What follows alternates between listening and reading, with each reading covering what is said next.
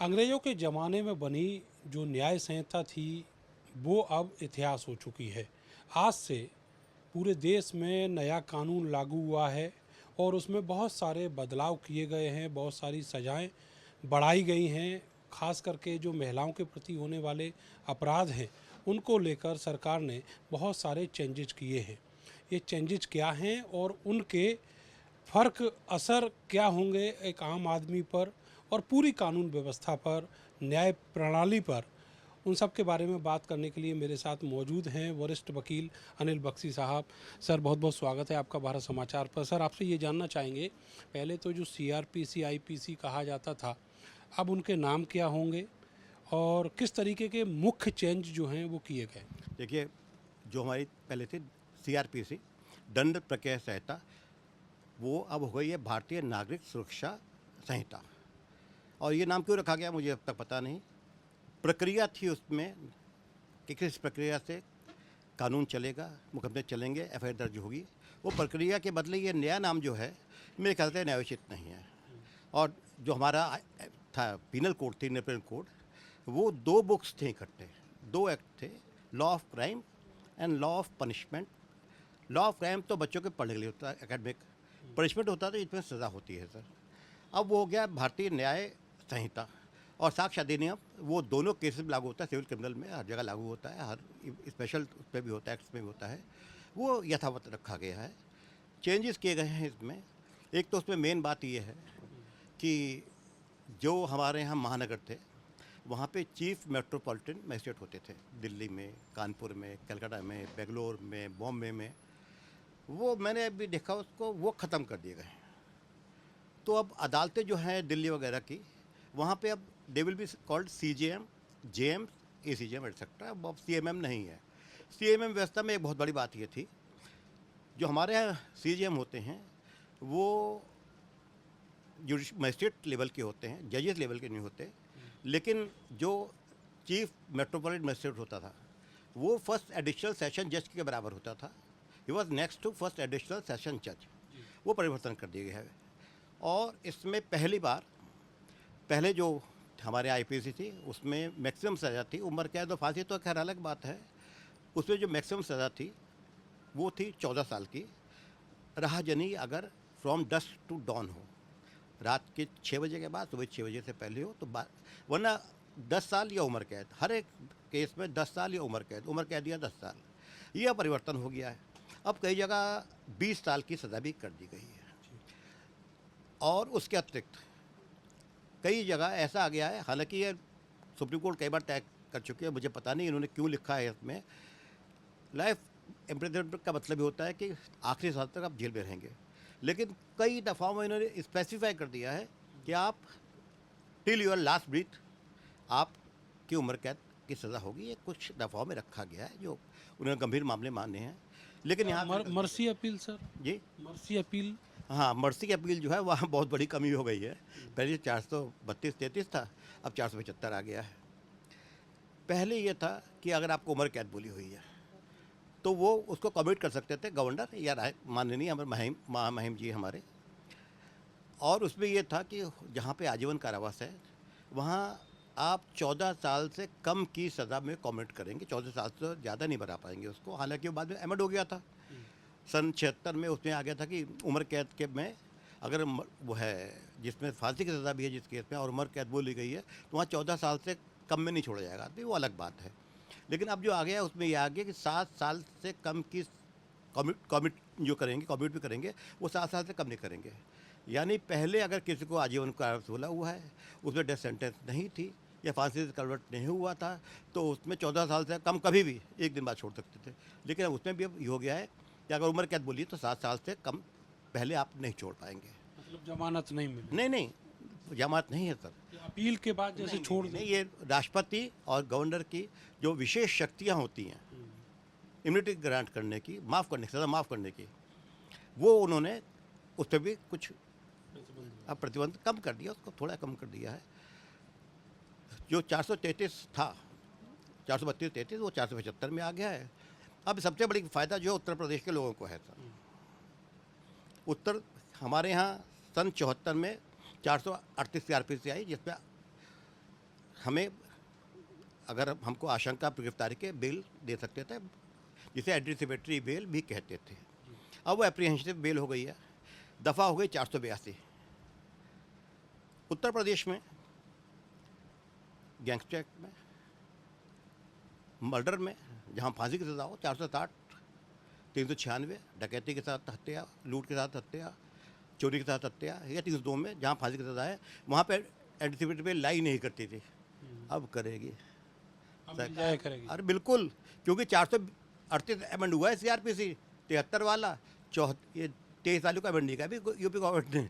तो जो हिंदुस्तान में कानून है, ये बहुत बड़ी गलती कर दी इन्होंने निश्चित तौर पे।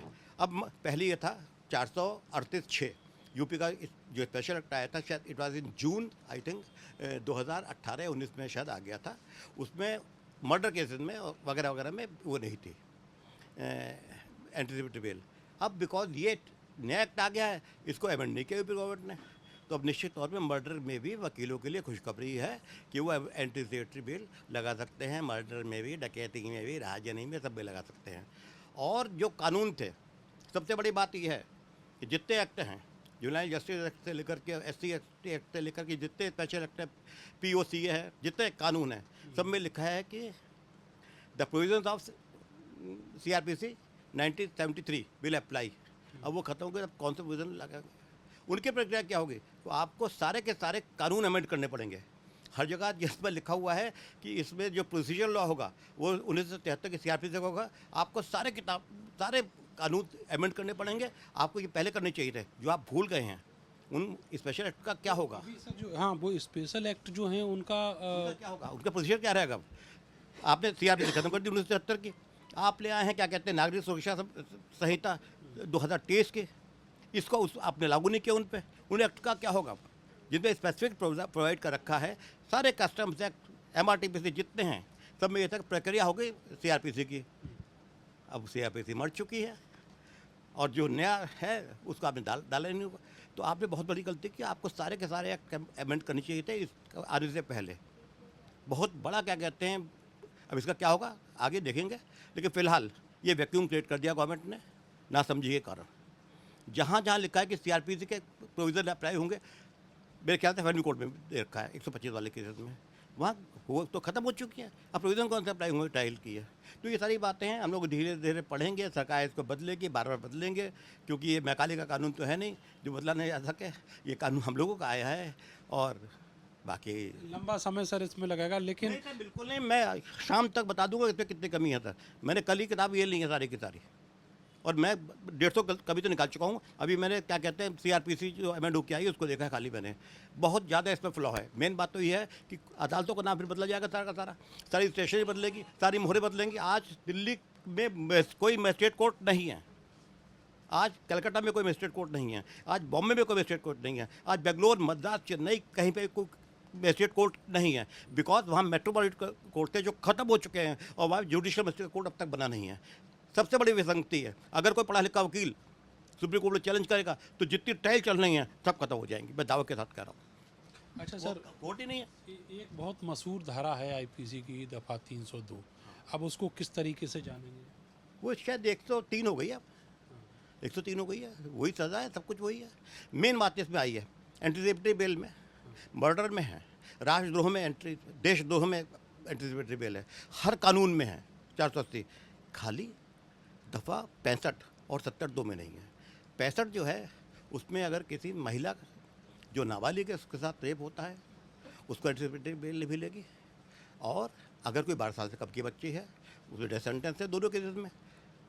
एक महिला अगर 16 साल से कम की है, 18 साल से कम की है, उसके साथ रेप होता है 72 में, उसको एंटीसिपेटरी बेल लाई नहीं करती, गैंग रेप। लेकिन अगर किसी आम महिला के साथ गैंग रेप होता है 71 में, तो एंटीसिपेटरी बेल है। क्या 18 साल के लड़के और 18 साल एक दिन की औरत में फ़र्क है कोई? अगर 18 साल से कम की है तो आदमी, एक दिन भी कम है, 1 घंटे भी कम है, तो बेल एंटीसिपेटरी नहीं मिलेगी। अगर कोई महिला 18 साल और 1 सेकंड की भी हो गई है तो उसमें बेल क्यों है? क्योंकि जो अपराध है वो बड़ा है, बराबर है अपराध तो बराबर ही है। गैंग रेप पे कह रहा हूँ मैं, ऑर्डर रेप नहीं कर रहा मैं। गैंग रेप में भी एंटीसिपेटरी बेल है अगर महिला बालिग है। ये विसंगतियाँ हैं। ये पूरा जो कानून में चेंज हुआ है, इसको आप किस तरीके से ले रहे हैं? क्या आपका इसलिए ओपिनियन? तक ले रहे हैं, हमारा ओपिनियन ये है कि हम लोग की ओपिनियन ली जानी चाहिए थी पहले। हर शहर में, हर शहर में फौजदारी के वकील हैं, हर शहर में। आपने किसी से सलाह ली क्या? आपने बता दीजिए कहाँ पे सलाह वकीलों से, जो सक्षम वकील हैं। हर ज़िले में मेरे ख्याल से 2-3, हर ब्रांच में 2-3 वकील होते हैं, जो बुजुर्ग होते हैं, पुराने होते हैं, जिन्हें माना जाता है कि लोगों को ज्ञान है, हो या ना हो सर। आपने उन लोगों से कोई सलाह ली? जो आपने कमेटी बनाई, उसमें आपने क्या ऐसे अब्जेक्टिव का लिया जो डिस्ट्रिक्ट कोर्ट वकालत करते हों? हाई कोर्ट की प्रैक्टिस अलग है, they are constitutional lawyers. Supreme court constitutional lawyers हैं, जो एक्ट के लॉयर्स हैं, वो जिला डिस्ट्रिक्ट कोर्ट में कचहरी के अप्लाई होते हैं, होते हैं ऐसे जिला कचहरी के होते हैं। आपने किसी से सलाह ली? तो एक और बात है, महामहिम क्या खाली हस्ताक्षर करने के लिए बनी है? क्या भारत की महामहिम ने इन तीनों कानूनों पे किसी कमेटी से, committee of lawyers, committee of intellectuals, जो हमारे लीगल लिबरेरीज हैं, उनसे सलाह ली? या भेजा गया, आपने साइन कर दिया? बिल्कुल निश्चित तौर पे महामहिम का, गवर्नर्स का कर्तव्य है कि उसको पढ़ें, समझें, उसकी कमी हो निकालें, नहीं हो तो सलाह ले उसके एक्सपर्ट से। क्या इस मामले में या किसी मामले में सलाह ली जाती है? सिर्फ ये नहीं है हमारा संविधान का मतलब कि जो अब कैबिनेट बना के दे दी कि उसको हस्ताक्षर करना जरूरी है। आपको अपना भी लगाना पड़ेगा, उसमें अपना यूज़ करना पड़ेगा। अपने कोई कमी हो तो आप बताइए किस पॉइंट के ऊपर राष्ट्रपति ने, माननीय राष्ट्रपति ने हमारे गृह मंत्रालय से विदेश मंत्रालय सलाह इस केस में इन अमेंडमेंट मानी? एक बता दीजिए कितना मानी? एक चीज़ बताइए कि ये जितना भी चेंजेज हुआ है, जो नई संहिता लाई है, नए कानून, नई पूरी किताब बदल दी, क्या आपको लगता है कि नाम वही पुराना रहता, धाराएं वही पुरानी अगर रहती, तो भी ये संशोधन हो सकते थे? सर निश्चित तौर पे इसमें कई धाराएं गलत लगे हैं। जैसे FSSAI आ गया, फूड सेफ्टी एक्ट आ चुका है था। उसके बाद दोस्तों वो आप क्यों ला रहे हो यहाँ पे मिलावट वाले का एडल्ट फूड एडल्ट्रेशन का दफ़ा क्यों लेके आए आप? जब provision of first offender act आ चुका है तो इस पर आपने प्रोविशन की दफ़ा क्यों लग दी है? पर सारी दफ़ाएँ, जब क्या कहते हैं आपका करप्शन का केस बना हुआ तो वो भी धाराएँ इसमें हैं, जो पहले ख़त्म कर दी गई हैं, वो भी धाराएँ इसमें अब रखी गई हैं। निश्चित तौर पर इसमें फ़ायदा अगर किसी का हो रहा है तो पब्लिशर्स का हो रहा है, क्योंकि करीब 24-25 लाख वकील हैं। सरकारी वकील भी होंगे, जजेस भी होंगे, लाइब्रेरी भी होंगी, पुलिस वाले भी होंगे, और उसके बाद मेरे ख्याल से कम 50-60 लाख बच्चे हर साल लॉ में एडमिशन ले रहे हैं टेस्ट के माध्यम। मुझे पता नहीं, हो सकता है संख्या कम हो ज़्यादा हो। मेड में कम से कम मेरे ख्याल से 20,000 बच्चे, 30,000 बच्चे तो मेड में एडमिशन लेते होंगे हर साल। मेड कॉलेज जहाँ 8-10 कॉलेज हैं, मेरे ख्याल से रफली हो सकता है 40-50 लाख हो, तो 60-70 लाख किताबें हर साल बिकेंगी। और 3 किताबों का सेट इस समय जो आ रहा है करीब वो 1200 रुपये का आ रहा है। अब आप हिसाब लगा लीजिए। इमीडिएट ज़रूरत पड़ेगी इनकी तो? क्यों नहीं मेरी, हमें पढ़े ना पढ़े, हमें नहीं चाहिए। सारी धारे वही हैं, सारा क्या कहते संशोधन कुछ नहीं हुआ है। जो हमारे साक्ष्य अधिनियम है वो वही रहेगा, गवाह आएगा, ज़िरा करेंगे, सब कुछ होगा, लेकिन नए बच्चों को तो पढ़ना पड़ेगा। सबसे बड़ी समस्या उनके पास होगी जो वकील बन रहे हैं। वकीलों के लिए BCI ने कानून बना दिया, ऑल इंडिया बार एग्जामिनेशन, वो बच्चे, और 2 साल में वो क्लियर करना है। अब उन बच्चों के लिए जिनको AIB देना है, जो भी पंजीकृत हुए साल 1.5 साल पहले, उनको दोनों एक्ट पढ़ने पड़ेंगे।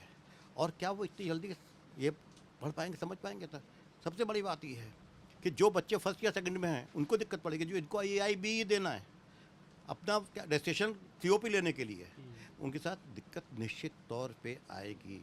क्योंकि हम लोगों के दिमाग में, थाने के दिमाग में, सरकार के दिमाग में, व्यवस्था के दिमाग में, हर आदमी के दिमाग में 420 ही है, 110 ही है, CRPC ही है, 107-16 ही है, और क्या 302 ही है, 396-95 ही है। आपको म्यूटेशन करना पड़ेगा पूरा, और म्यूटेशन टाइम लगता है। तो निश्चित तौर पे इट विल टेक टाइम। कोई इसमें कोई नई बात नहीं आई, निश्चित रही है कहीं कुछ कमियां आई हैं, पहले उससे कमियां तो हुई हैं, कोई नई चीज़ किसमें भी नहीं है। सज़ा चाहते बढ़ा देते हैं, आप उसको क्या कहते हैं, कोई जो था लिख देते 20 साल, या गैंग रेप पे आप एंटीसिपेटरी ख़त्म कर देते, एक ऑर्डिनेंस लाते, सभी ठीक हो जाता।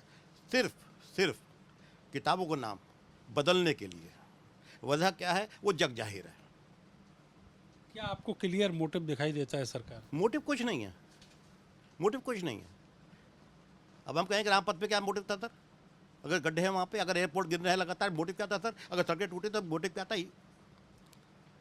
मोटिव यही है कि जहाँ डेमोक्रेसी होती है, जहाँ लोकतंत्र होता है, वहाँ चुनाव लड़े जाते हैं, चुनाव में खर्चे होते हैं और खर्चे बेहिसाब होते हैं। बेहिसाब खर्चे के लिए बेहिसाब कमाई की जाती है, जो कानूनी तौर से होना असंभव है। Thank you. बहुत बहुत शुक्रिया सर आपका। और ये वो कानून की किताबें हैं जो नई आई हैं मार्केट में, और अब इन्हीं के मुताबिक पूरी जो वकालत है, पूरी जो न्याय प्रक्रिया है वो चलेगी। लेकिन देखना होगा कि इन कानूनों के लागू होने के बाद किस तरह की दिक्कत आम आदमी के सामने और कोर्ट में आती हैं। कैमरा सहयोगी सानू के साथ मैं नरेंद्र, भारत समाचार, मेरठ।